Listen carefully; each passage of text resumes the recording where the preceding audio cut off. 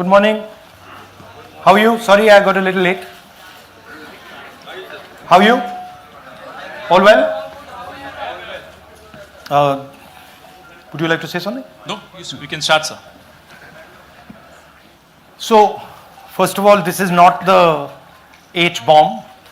H-bomb is coming. This is another milestone in setting up and demonstrating to the youth of this country how elections are being rigged.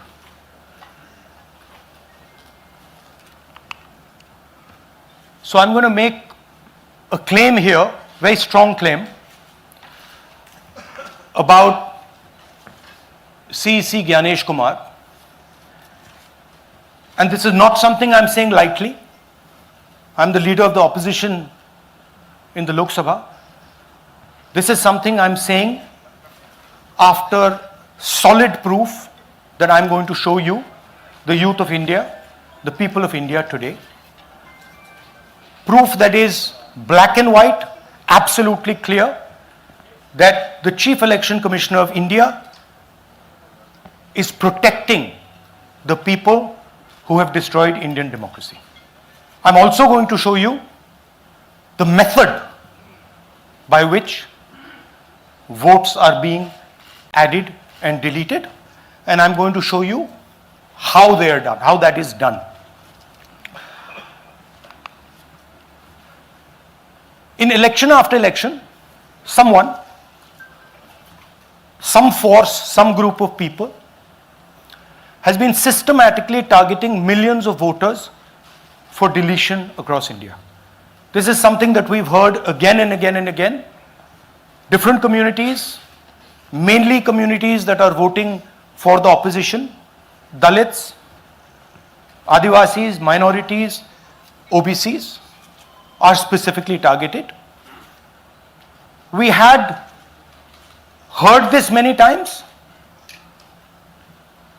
and now we found 100% proof of it. Please understand, I am not going to say anything on this stage that is not backed up by 100% proof.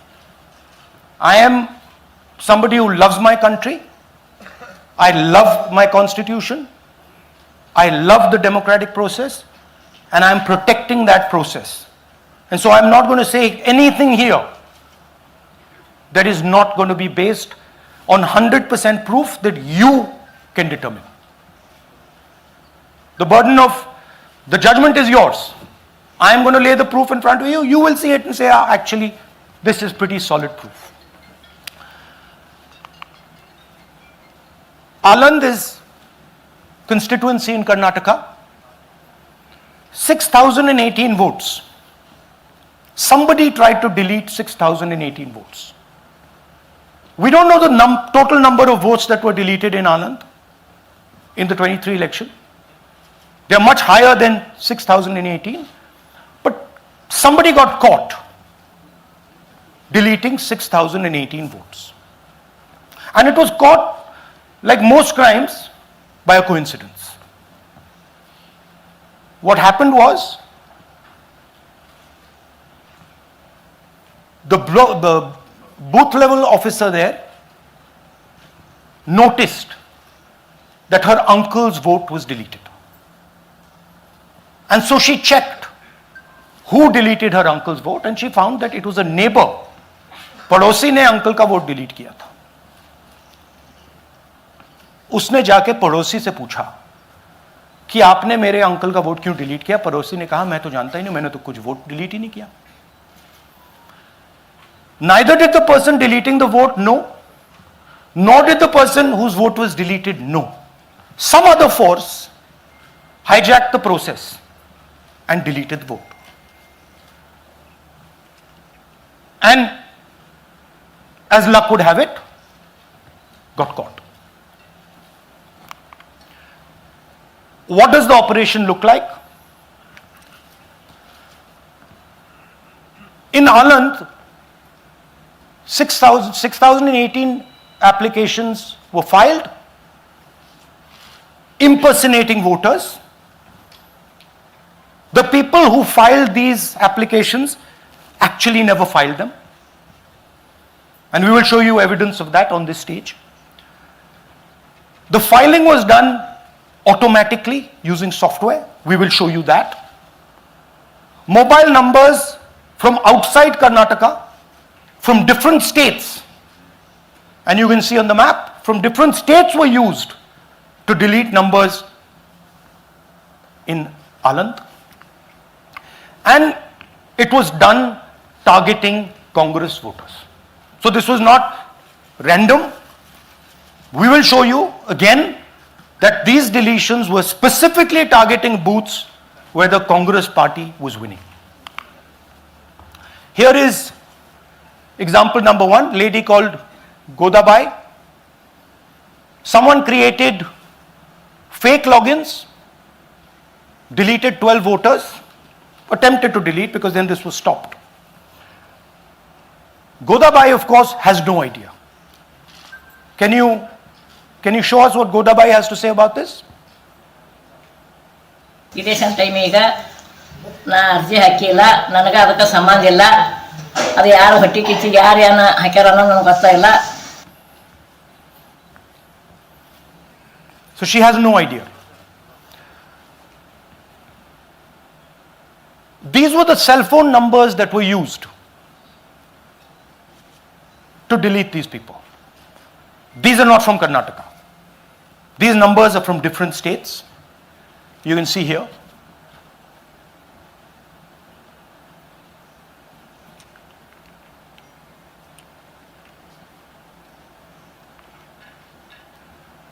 So the question is, whose numbers are these? How were they operated? Where were they operated from? Who generated the OTPs to disturb the process? Now these are questions that arise out of this. Here's example 2, Suryakant. This gentleman apparently deleted 12 voters in 14 minutes. He filled 12 deletion forms in 14 minutes. I'd like you to meet him. He's here. That's one of the people. That's one. Namaskar bhi aiye. Babita Chaudhary is one of the votes that he is supposed to have deleted. Aiye bhaiya. He is supposed to have deleted. This is the gentleman. ये इनका vote delete किया जा रहा था, ये कर रहे थे. इनसे आप पूछिए, बताइए. That's our candidate. हाँ, कन्नड़ा में बोलिए. ನನ್ನ ಹೆಸರು ಸೂರ್ಯಕಾಂತ್ ಗೋವಿನ. ನಾನು ಸರ್ಸಂಬ ಗ್ರಾಮದಲ್ಲಿ ಇದ್ದೆ. ನನಗೆ ನಾಲೆಜ್ ಕೇಳಿದೆ, ನನ್ನ ಹೆಸರು ಮೇಲೆ 9 ಜನರ ಲಿಸ್ಟನ್ನು ಡಿಲೀಟ್ ಮಾಡಿದ್ದಾರೆ. ಅದು ಯಾಕಂತ ಇವರು ನನಗೆ ಬಂದು ಕೇಳಿದರು, ನಮ್ಮ ಹೆಸರು ನೀವು ಯಾಕೆ ಡಿಲೀಟ್ ಮಾಡಿದ್ರಿ ಅಂತ. ಅದಕ್ಕೆ ನಾನು ನಮ್ಮ ಸಾಹೇಬ್ರಿಗೆ ಹೇಳಿದೆ, ನಾನು ಡಿಲೀಟ್ ಯಾರಿಗೂ ಮಾಡಿಲ್ಲ, ಅಪ್ಲಿಕೇಶನ್ ಕೊಟ್ಟಿಲ್ಲ, ಆದರೂ ಡಿಲೀಟ್ ಆಗಿದೆ, ಅದು ನೋಡ್ರಿ ಅಂತ. ಹಾಗಾಗಿ ತಹಶೀಲ್ದಾರ್ಗೆ ಹೋಗಿ ಕಂಪ್ಲೇಂಟ್ ಕೊಟ್ವಿ. ಮತ್ತು ಕಮಿಷ್ನರ್ ಇದು ನಮ್ಮ ಜಿಲ್ಲಾ ಎಲೆಕ್ಷನ್ ಒಂದು ಇದಕ್ಕೆ ಕಂಪ್ಲೇಂಟ್ ಕೊಟ್ವಿ. ನನ್ನ ಹೆಸರು ಮೇಲೆ 12 ಜನರದು ಡಿಲೀಟ್ ಮಾಡಿದ್ದು ನಿಜ ಇರ್ತದೆ. थोड़ा ट्रांसलेट कर लीजिए. मेरे नाम पे 12 लोगों का नाम डिलीट किया गया है. हालांकि मुझे मालूम नहीं, मैं कभी किसी को मैसेज भेजा भी नहीं, मैं बुलाया भी नहीं. ये बबीता आके पूछने से पता चला कि मैंने मेरे फ़ोन से ऐसा मैसेज दिया, लेकिन असल में मैंने किसी को भी मैसेज नहीं किया. आप कुछ कहेंगे? नहीं, ठीक है. Thank you. Thank you. Third example, Nagaraj. 2 applications filed and submitted in 36 seconds. Please try and fill these forms and see how long it takes you. Try and fill. And I ask the youth of India, try it. Try and fill the form, 2 forms, in 36 seconds. You'll see the answer to this question. Notice also what time this gentleman fills the form. For some reason he gets up at 4:07 in the morning and suddenly fills 2 forms in 38 seconds.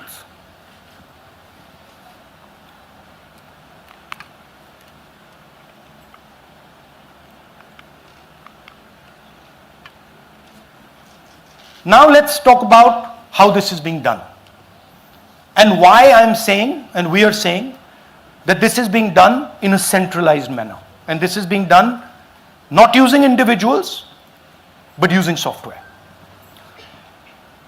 Look at the serial numbers. Serial number 1, serial number 1, serial number 1, serial number 1.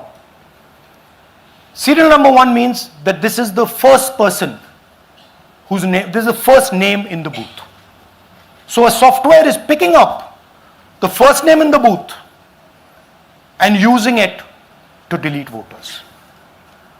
So someone ran an automated program that ensured the first voter of the booth was the applicant.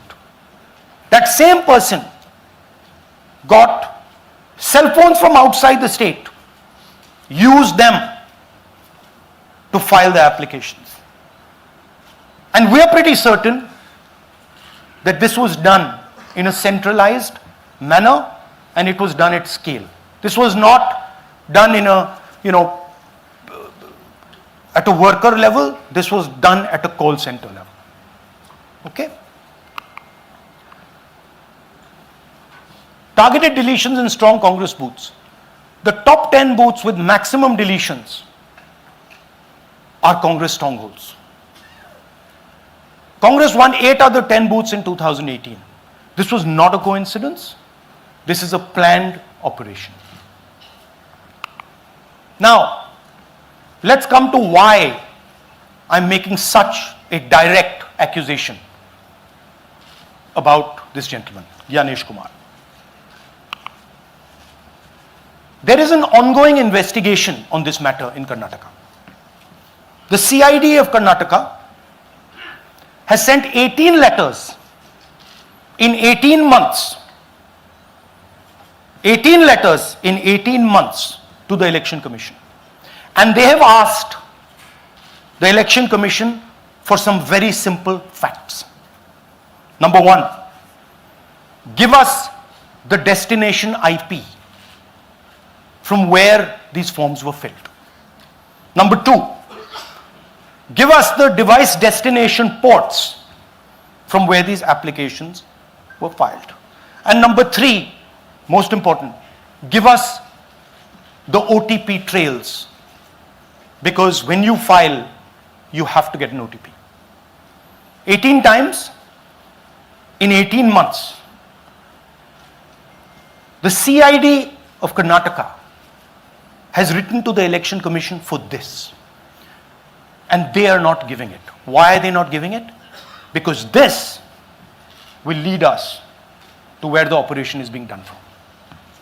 And we are absolutely convinced where this is going to lead. I'll give you a little bit of the chronology. FIR is filed February 23.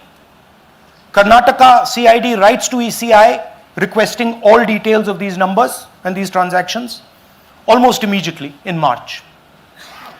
In August, EC gives a reply, doesn't fulfill any of the demands, and doesn't give us the information. Doesn't give the CID of Karnataka the information that will lead them to their destination. January 24, Karnataka CID writes to ECI again and says, please send us full information. No answer. Karnataka CID by September 25, last letter went in September 25, has written 18 reminder letters. While this is going on, the CEC of Karnataka writes to the Election Commission in Delhi and says there is a matter. Please provide this information. And the CC of Karnataka multiple times asks the Election Commission. No answer. Now this is absolute solid proof that Gyanesh Kumar is protecting the people who are doing this. This is also absolute solid proof, what I've shown you, that this is being done in a centralized way, this is being done at scale, and this is being done using large resources. Question is, who is the someone? And the answer is with the EC today. The Election Commission of India knows who is doing this. And I want every single youngster in India to know that they are attacking this. And this is your future. When they are not giving this information, they are defending the murderers of our democracy. And it is important that every youngster knows this. Your jobs, your future, your aspirations all come from this instrument. And the Chief Election Commissioner, Mr. Gyanesh Kumar, is not telling the CID of Karnataka who is doing this. This is not an isolated case. There are many such cases. Here is another one. Maharashtra, Rajora, same idea. 6,850 targeted voters added. Anand we caught deletions, Rajora we caught additions. But the basic idea is the same. Phones from outside, people who are supposed to have added voters don't know that they've added voters, people who have deleted voters don't know that they've deleted voters. You can see, you might remember that, those names there, JW, JW, JW, JW from the last presentation. Same model. So it's the same system that is doing this. It's doing it in Karnataka, it's doing it in Maharashtra, it's done it in Haryana, it's done it in UP, and we have proof of all of it.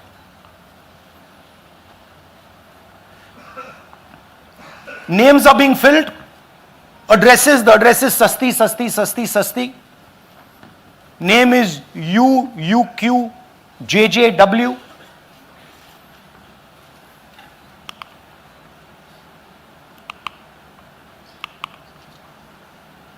So, what are we saying here? That the Chief Election Commissioner of India, Gyanesh Kumar, needs to stop protecting the people who are destroying Indian democracy. We have given you 100% bulletproof proof here. It cannot be doubted. You have seen it with your own eyes. Right?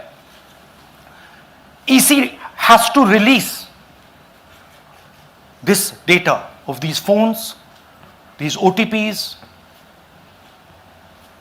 within a week. Otherwise, we will know for sure that Gyanesh Kumar is protecting the people who are destroying and attacking the constitution. Thank you. धन्यवाद पीठ हिंदी में बोले? हिंदी का नहीं, reverse कर दीजिए, पूरा हिंदी में बोल देता हूं, पूरा हिंदी में। देखिए, ये एच बॉम्ब तो नहीं है, एच बॉम्ब आ रहा है, हाइड्रोजन बॉम्ब आ रहा है। ये एक और उदाहरण है वोट चोरी का।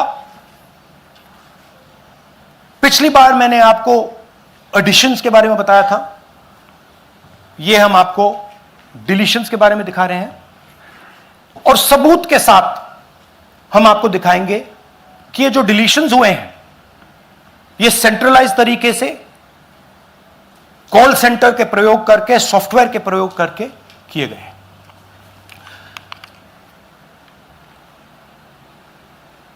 हमारे पास इस प्रेजेंटेशन में जो मैंने आपको अभी दिखाया 100% सबूत है, प्रूफ है कि ज्ञानेश कुमार जी हिंदुस्तान के चीफ इलेक्शन कमिश्नर वोट चोरों की रक्षा कर रहे हैं, और यह मैं आपको अभी दिखाने जा रहा हूं। हर इलेक्शन में हमें रिपोर्ट आती थी कि वोटर्स डिलीट हो रहे हैं, कांग्रेस वोटर्स डिलीट हो रहे हैं, ऑपोजिशन के वोटर्स डिलीट हो रहे हैं, दलित वोटर्स डिलीट हो रहे हैं, आदिवासी हो रहे हैं, माइनॉरिटी वोटर्स डिलीट हो रहे हैं, ओबीसी वोटर्स डिलीट हो रहे हैं। मगर जब डिलीट होते हैं ऑपोजिशन के ही होते हैं। कर्नाटक में आलंद कंस्टिट्यूएंसी है, यहां पे चोरी पकड़ ली, कोइंसिडेंस से पकड़ी। वहां की जो बीएलओ थी उसने देखा कि उसके रिश्तेदार को डिलीट कर दिया गया था। जैसे चोरी पकड़ी जाती है, कोई छोटी सी गलती हो जाती है, हाथ आ जाती है। अलंद में 6018 वोटर्स डिलीट हुए, उसमें से इनकी रिश्तेदार थे। उन्होंने पता लगाया कि मेरे रिश्तेदार को डिलीट किसने किया। पता लगा कि पड़ोसी ने रिश्तेदार को डिलीट किया। बीएलओ ने जाके पड़ोसी से पूछा कि भाई आपने मेरे रिश्तेदार को क्यों डिलीट किया। पड़ोसी ने कहा मैंने तो नहीं किया। बीएलओ सस्पिशियस हो गई, शक पड़ा, उसने प्रोसेस चालू कर दी।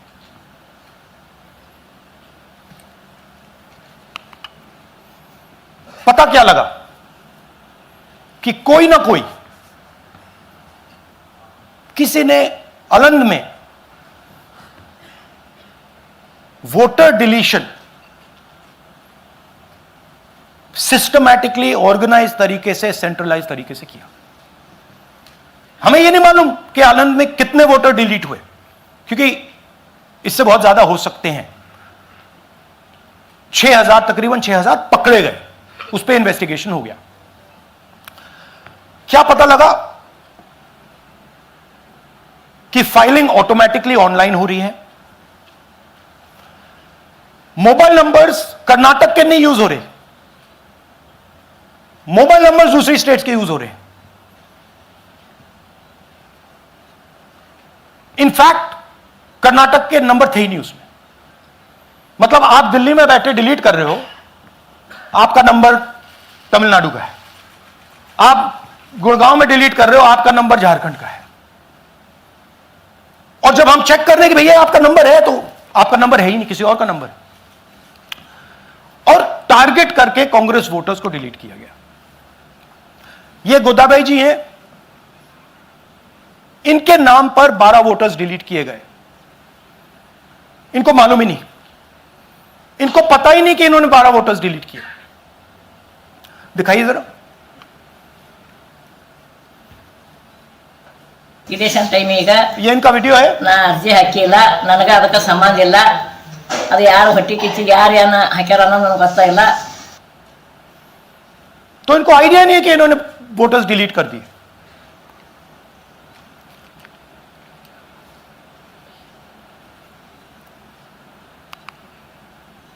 ये सारे के सारे जो नंबर्स हैं, ये कर्नाटक के नंबर्स नहीं है, ये अलग अलग स्टेट्स के नंबर्स हैं।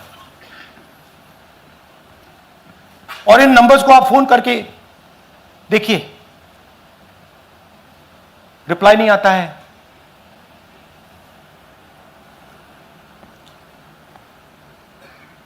तो सवाल यह है कि किसके नंबर्स हैं, ये किसने ऑपरेट किए, जब इन्होंने ऑपरेट किए ये कहां थे,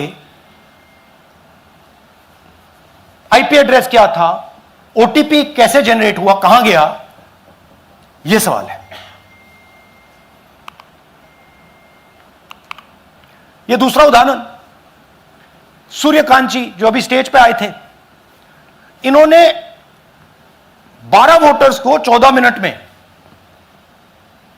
डिलीट कर दिया। आप फॉर्म भरने की कोशिश कीजिए, डिलीशन फॉर्म भरने की कोशिश कीजिए, देखिए और जब हमने इनसे पूछा कि भैया आपने ये कैसे किया, वो कहते हैं मैंने तो नहीं किया, मैं तो जानता ही नहीं हूं।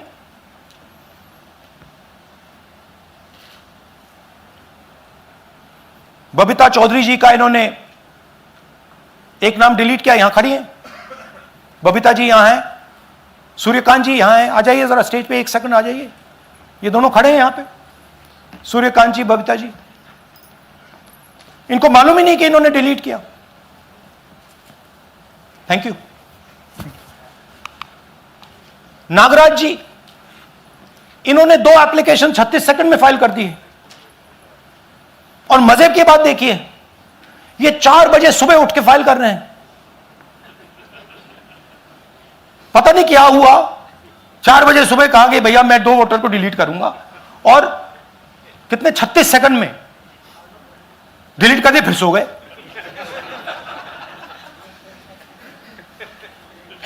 हमारी माइंड में पहले सवाल था कि क्या इलेक्शन कमीशन भी सो रहा है, मगर नहीं, सोया कोई नहीं है, जगे हुए हैं, सिस्टमैटिकली मदद हो रही है।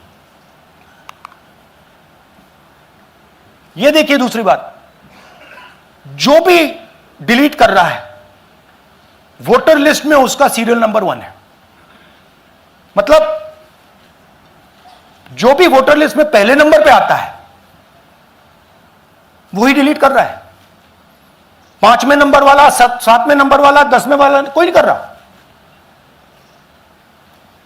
तो हो क्या रहा है, सॉफ्टवेयर से यह काम किया जा रहा है। सॉफ्टवेयर प्रोग्राम कह रहा है पहला नाम निकालो और इसका प्रयोग करके डिलीट करो। टारगेटेड डिलीशंस हो रहे हैं। कांग्रेस पार्टी पर आनंद में अटैक किया। टॉप 10 बूथ्स जहां सबसे ज्यादा कांग्रेस की स्ट्रेंथ थी वहां टारगेट किया। और 2018 में पिछले इलेक्शन में 10 में से 8 बूथ कांग्रेस पार्टी जीती थी, और इन 8 में से इन्होंने 6000 लोग उड़ाने की कोशिश की। ये कोइंसिडेंस नहीं था, ये प्लान था, और ये सेंट्रलाइज तरीके से किया जा रहा है। अब मैंने बहुत बड़ी बात बोली, चीफ इलेक्शन कमीशन के बारे में मैंने बोला कि यह व्यक्ति वोट चोरों की रक्षा कर रहा है। जो भी मैं यहां बोल रहा हूं 100% प्रूफ के साथ, सबूत के साथ बोल रहा हूं। और मैं अभी आपको दिखाना चाहता हूं कि मैं ये शब्द क्यों बोल रहा हूं और किस बेसिस पे बोल रहा हूं। आपको अपनी आंखों से ये दिखेगा। कर्नाटका सीआईडी ने केस चालू किया कि वोटर कौन है, ये फोन किसके हैं, ये आईपी एड्रेस क्या है, ओटीपी कहां गया, इन चीजों के बारे में इन्वेस्टिगेशन शुरू होती है। कर्नाटक सीआईडी ने हिंदुस्तान के इलेक्शन कमीशन को 18 चिट्ठियां लिखी हैं। हमें आप ये इंफॉर्मेशन दीजिए, बिल्कुल क्लियर है, डेस्टिनेशन आईपी दीजिए, डिवाइस डेस्टिनेशन पोर्ट दीजिए, ओटीपी ट्रेल्स दीजिए, फोन नंबर्स दीजिए, फोन नंबर्स के मालिकों के नाम दीजिए। क्लियरली पूछा है, नो आंसर। 18 चिट्ठी CID Karnataka, no answer from chief election commissioner, no answer from election commission. Timeline देखिए,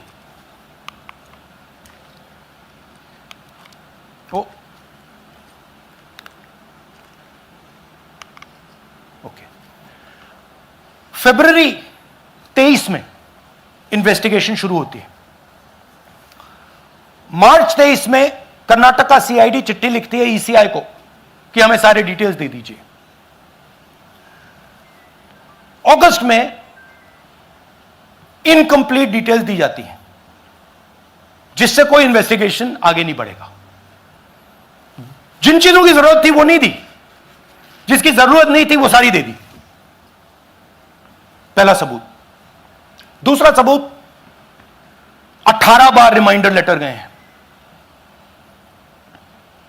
आपको अगर सीआईडी एक बार लेटर भेज दे और आप नहीं गए, आप जानते हो क्या होगा। यहां पे इलेक्शन कमीशन को 18 बार लेटर गए हैं, कुछ नहीं हुआ है। बाद में क्या होता है, कर्नाटक ईसी इलेक्शन कमीशन को लिखता है, कहता है भैया हमें दे दीजिए, आपको इंफॉर्मेशन देना पड़ेगा। No reply. मार्च 25 में आखिरी लेटर सितंबर में गया है, कुछ ही दिन पहले। No reply from EC. यह है सबूत कि ज्ञानेश कुमार जी वोट चोरों की रक्षा कर रहे हैं, और यह ब्लैक एंड व्हाइट सबूत है, इसमें कोई कंफ्यूजन नहीं है कहीं।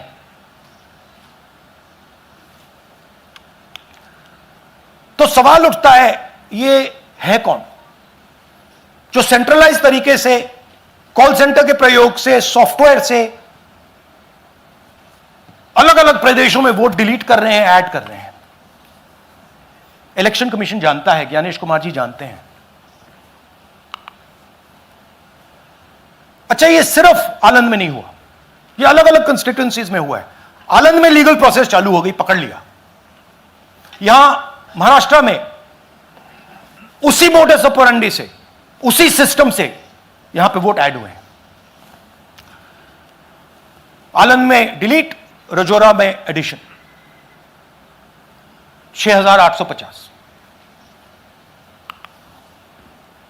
आपको याद होगा पिछले प्रेजेंटेशन में मैंने आपको नाम दिखाए थे, ये देखिए वही नाम यहां है। वही सिस्टम महाराष्ट्र में चल रहा है जो कर्नाटक में चल रहा था। नाम वैसे ही है, JW, पता वैसा है, JW, नाम यू ऐसे किसी ने टाइप करके लगा दिया। तो जो ये काम कर रहा है, ये उत्तर प्रदेश में, हरियाणा में, बिहार में, कर्नाटक में, महाराष्ट्र में वही कर रहा है।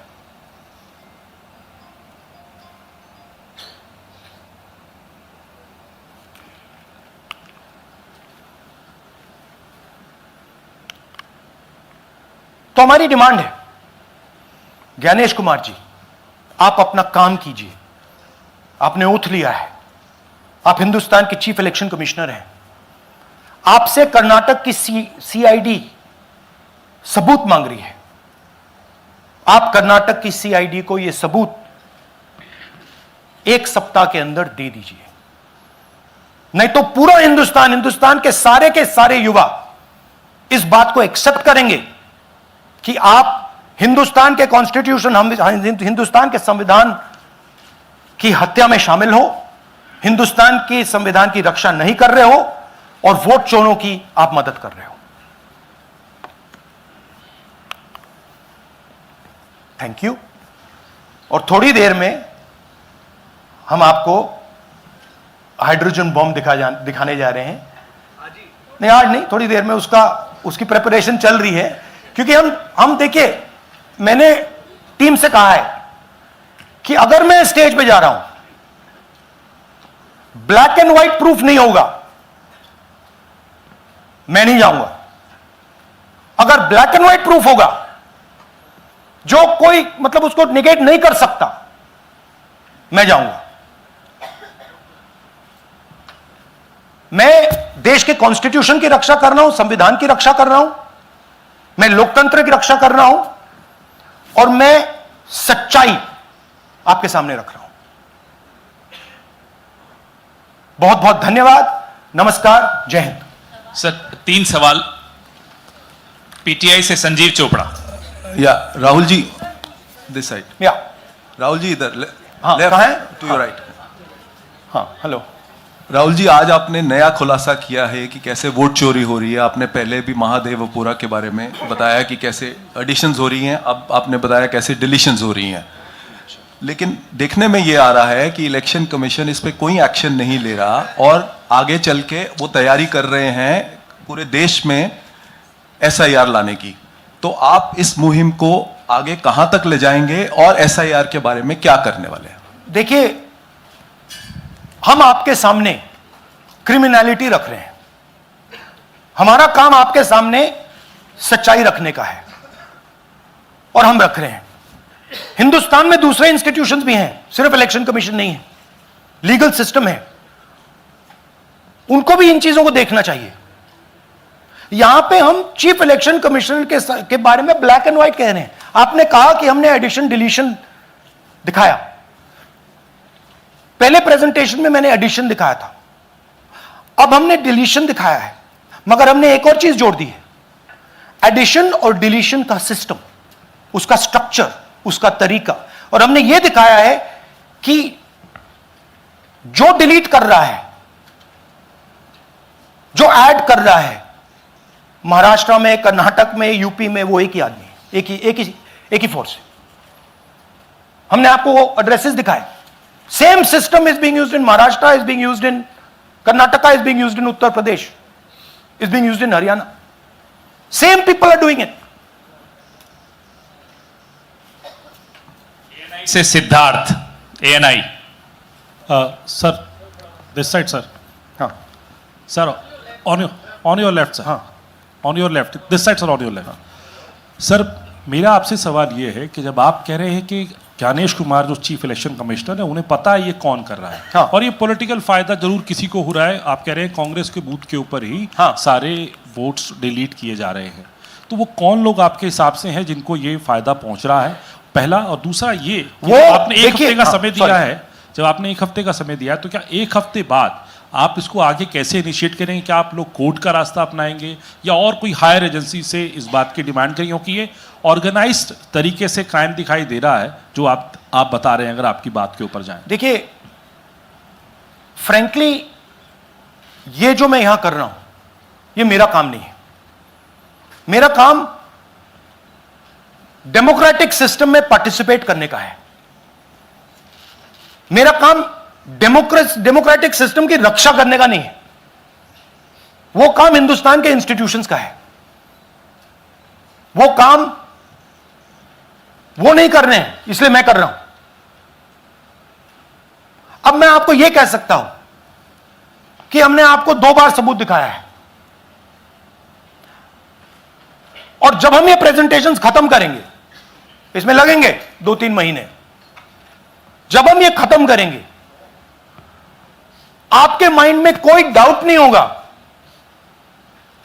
कि हिंदुस्तान में state after state, Lok Sabha after Lok Sabha चोरी हो रही है।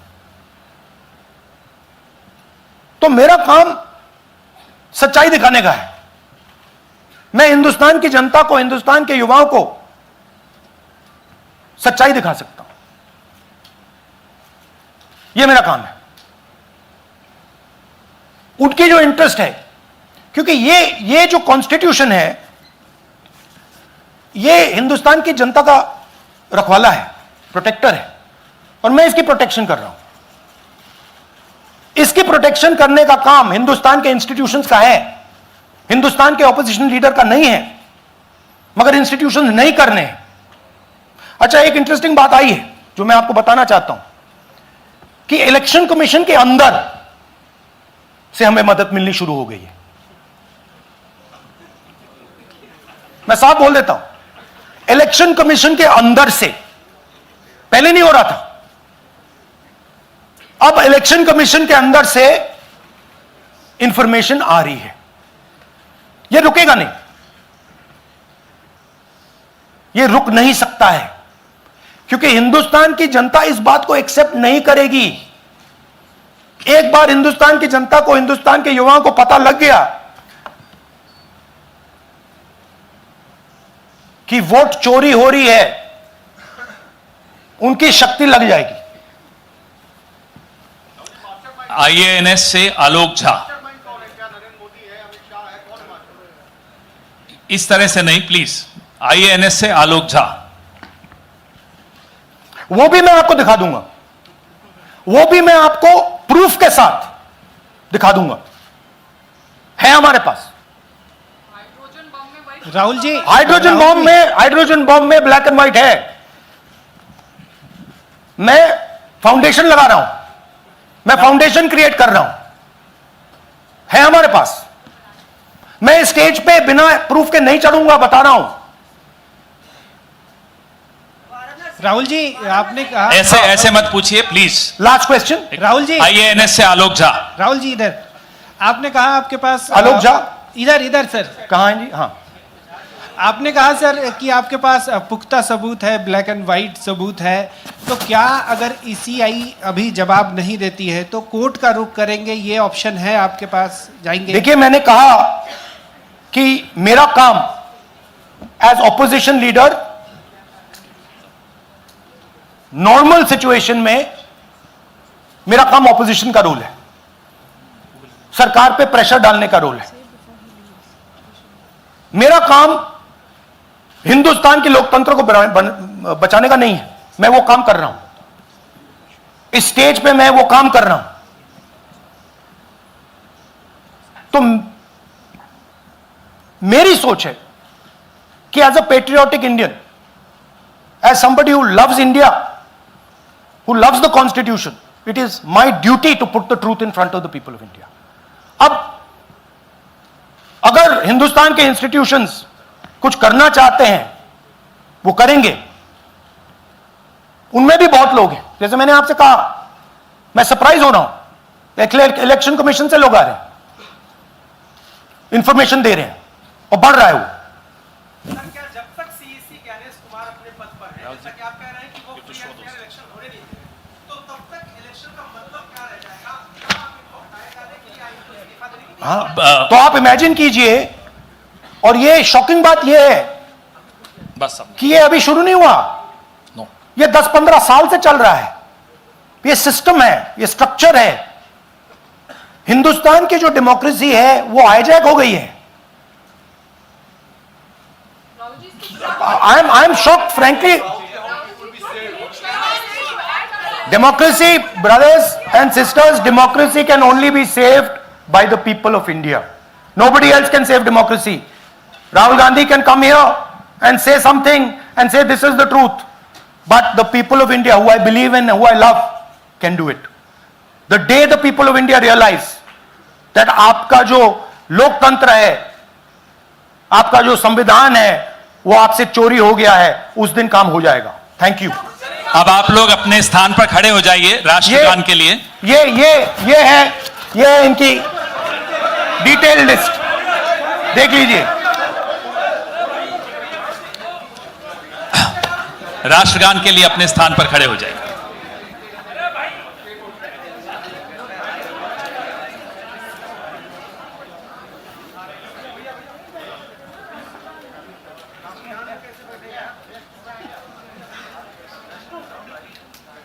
भारत भाग्य विधाता, पंजाब सिंध गुजरात मराठा, द्राविड उत्कल बंगा, विंध्य हिमाचल यमुना गंगा, उच्चल जलधि तरंगा, तव शुभ नामे जागे, तव शुभ आशीष मांगे, गाहे तव जय गाथा, जन गण मंगलदायक जय हे भारत भाग्य विधाता, जय हे जय हे जय हे जय जय जय जय हे। Thank you.